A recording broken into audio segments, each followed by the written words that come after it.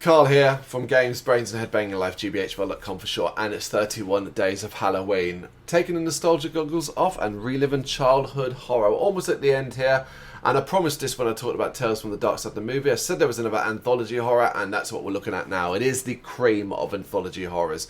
Arguably the best of the bunch, the best that I've ever seen for consistency with each story and how it chooses to frame it all.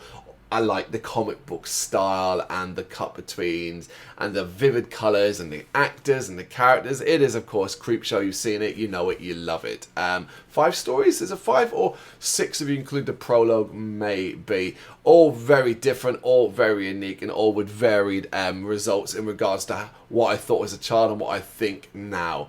I'll just kind of point out the ones that stood out and the ones that didn't. So for me, the ones that always stood out in this is the tale of the Lonely Tale of Geordie. That one, Stephen King, the one that actually stars Stephen King, who's a bit mentally challenged, and the Me Too, right, and how he ends up getting infected by this thing that's basically that grows green grass and fur all over his body, to the point where it takes over his entire life form, like some alien substance, and is killing himself. I always remember that one as a kid for enjoying the silliness of it, but also being disturbed by the really dark ending that it's got, which of course is where he shoots himself with a shotgun. I've always had a vibe, where I don't love the idea of things growing out of your body, you know, like your body being infected with something that results in crap growing out of it that you can't control. So this, even though it's done in quite a silly way, this really had an effect on me, a really, really powerful effect on me. That stuff that always disturbed me, and even now I find it still uncomfortable to watch. Not so much this story, because Stephen King's character is so silly and so cheesy and so over the top, it's hard to take it too seriously. But you know, how it pans out at the end, I still find a little disturbing and uncomfortable to watch. Of course, it would surprise many, but they're creeping up on you. I was a strong one as a kid. I've never really had a big thing about cockroaches. Truth be told, I've not seen many in my life. It's always been more about spiders and things like that. But how this short story kind of like sets up and creates the experience of cockroaches and what they can do, and how like so many of them can be so gross and disturbing, is fabulous. It is still a visual treat, and I still find it really, really horrible to watch, particularly the sort of ending as well. So that's the two that I think stood out the most. The Tide one, the water one, it stood out for a different reason. It was mainly because I'd only ever seen Leslie Nielsen in comedy, or before I'd seen him in anything else. You know, I was familiar with his movies like Airplane and Naked Gun and things like that. So to then see that character play this straight up villain was fascinating. These days, I actually think this is one of my favourite of the bunch. Like, of all of them, I think this is easily one of my favourite because of the tone, the style, the visuals, the imagination used in it, how it ends, the level of madness it has. I find it such a joy to watch. Probably more than the other one that I think is great as well, that I don't think I appreciate a kid, which is The Crate, of course, which is simply the monster that comes to the university. The characters in this and the actors, this is what drives this one. I love these characters and actors in this particular short. So I think, again, because it's a slow burn one and the monster's not really seen and it's all about tension more than anything else, I wouldn't have appreciated it as much as a kid. As an adult, I'll watch it and I absolutely love it.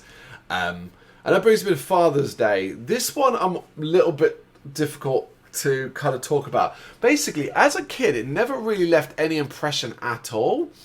But as an adult, it leaves a different kind of impression, mainly because my wife, my partner, she tends to call this was her childhood horror experience. So that's kind of ended up imprinting on me to a degree now, where when I watch Father's Day, I kind of think of it from her perspective, even though I don't feel it myself. It left very little impression on me as a kid. And I don't care for it that much as an adult, which I still find quite surprising, because the visual effects, of course, of the zombie and like the final sort of image of the cake and all that is so impressive. It just, I don't know, maybe it's the story, maybe it's how it plays out. It just didn't wow me the way the others do. It felt like the rest of Creepshow, each and every other story had something, vibrancy that jumped out at the screen whereas that one simply didn't, which is crazy because obviously it does when you watch it now. I just find it interesting how that didn't connect with me. The two that connected with me is The Lonely Tale of Geordie, whatever his name is, and that's mainly because of my own personal fears and kind of concerns and freak out around stuff growing out of my body, and the cockroach one, of course, because creepy crawlies. Like I said, I thoroughly enjoyed the Water War with Leslie Nielsen and Ted Danson. I really enjoyed that one, whereas now as an adult, I absolutely love it. And The Crate is just fun all over.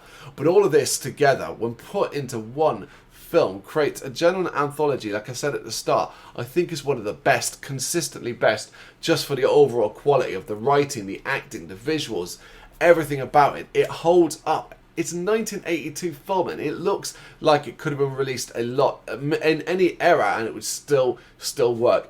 They have tried. So many others have tried to replicate this. Hell, the franchise itself has tried to replicate it with nothing like the original film was able to do. It was lightning in the bottle stuff where everybody involved just nailed what they needed to do. Weirdly, Creepshow 2 would have one of my all-time favourite sort of Creepshow stories, which of course is The Raft, but the rest of that isn't very good, and the rest of them after that get worse and worse and worse. But if you just want that consistency of brilliant stories, not necessarily told with an important wraparound or anything like that, but just brilliant stories from brilliant creators and directors and writers and actors, you don't get no better than Creepshow. I love it. I loved it and I still love it now. What do you reckon? You got any thoughts on this one? You know what to do? Let me know in the comments. Thank you very much for watching. If you'd like to see more content like this, please consider hitting the subscribe button. It is gratefully appreciated.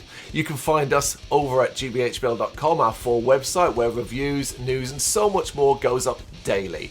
We're also on all social media platforms, Facebook, Instagram, Twitter, Threads, at GBHBL. Just search for GBHBL and you will find us out there. We also have merchandise on sale.